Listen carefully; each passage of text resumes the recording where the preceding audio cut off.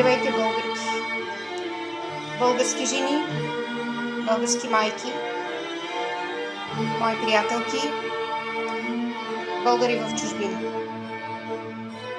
Поздравявам всички български жени с тази песен, с Марица. Песента, която разказва как ние, отишли далече от България, носим тази земя в сърцето си и нейната музика непрекъснато звучи всеки ден. Български жени, не искам да ви поздравявам днес като икони. Бих искала тази песен да бъде нашия призив към света, нашия зов, нашето човешко отношение към това, което се случва в света.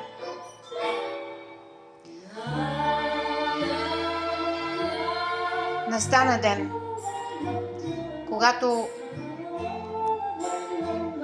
вече може би празниците няма да са такива, каквито са. Настана ден, когато трябва да кажем, че ние трябва да се изправим наново, за да се борим за свободата си.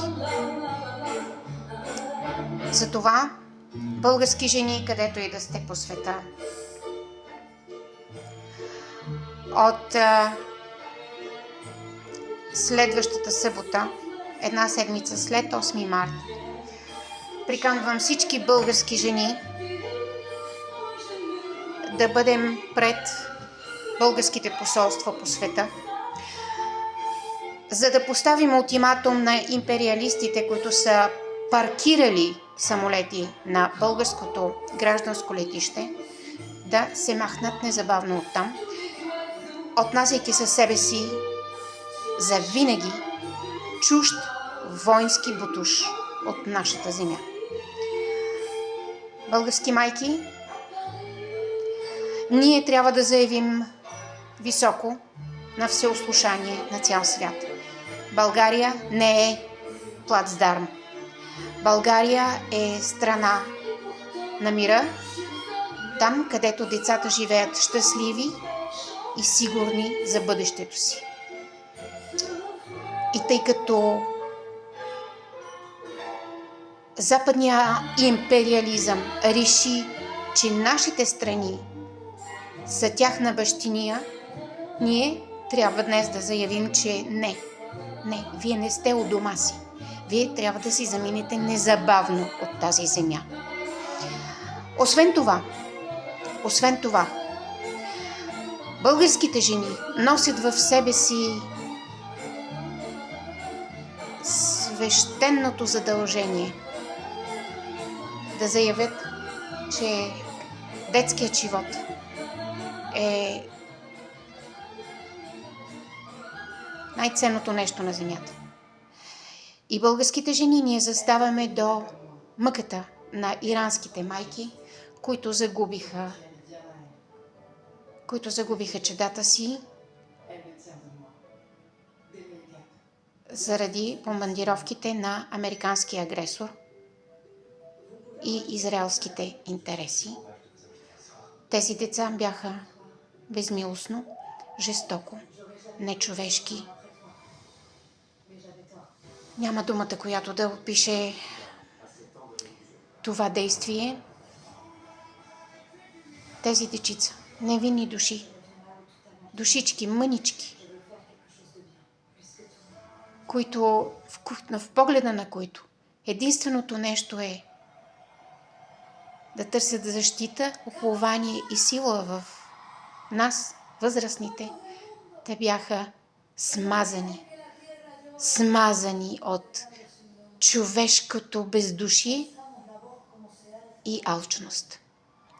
Затова призовавам българите в чужбина всяка събота от 14 часа, следващата събота на 14 март, 14 часа пред българското посолство, ние тръгваме оттам, за да заявим, че България не е военен плацдарм и да поставим ултиматум на американските самолети незабавно да се махат от България, заедно с американските войници.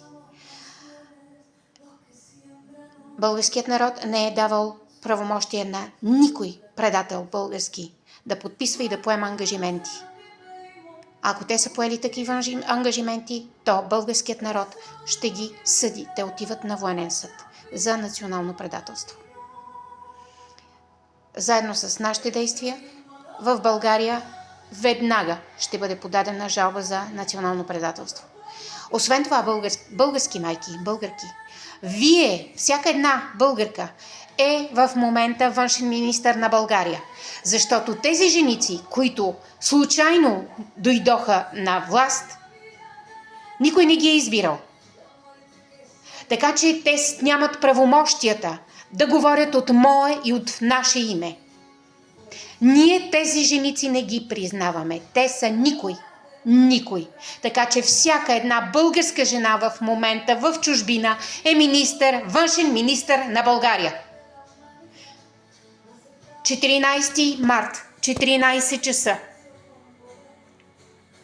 Пред българското посолство, за да заявим българската съпричастност към убийството на 160 невинни ирански деца. Чакам ви. И честит празник, който да носи разум тази година. Разум.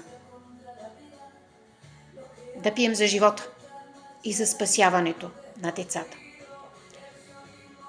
Български жени, от вас зависи оцеляването на България.